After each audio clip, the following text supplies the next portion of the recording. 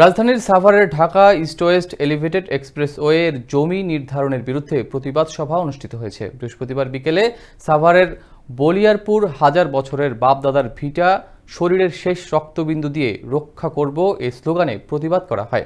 প্রতিবাদ সভায় বক্তারা বলেন, আমরাও চাই এলিভেটেড এক্সপ্রেসওয়ে হোক, দেশের মানুষের উন্নয়ন হোক, আমরাও উন্নয়নের অংশীদার হই, তবে আমাদের দাবি এই গ্রামটাকে বাঁচিয়ে এলিভেটেড এক্সপ্রেসওয়ে হোক। এ সময় উপস্থিত ছিলেন সাভার থানা বিএনপির সাংগঠনিক সম্পাদক আব্দুল্লাহ আবুল খায়ের, বনগাঁও ইউনিয়ন বিএনপির সভাপতি আবু সাইদ সহ আরো অনেকেই। ডিজাইনটা কিভাবে করলে পারে ওনারা সবচেয়ে বেশি সেভ হয়, এইটা আমি ওনাদের আজকের এই মিটিং এর পরে আমার উদ্যোতন কর্তৃপক্ষ বা ডিজাইন টিমকে জানাবো। আপনার হাফ কিলোমিটার পূর্ব দিকে গেলেই একটা গ্রামও পড়ে না। আপনি দেন সরকারেরও হাজার হাজার কোটি টাকা সরকারেরও বাঁচবে, এখানে জায়গাই নাই।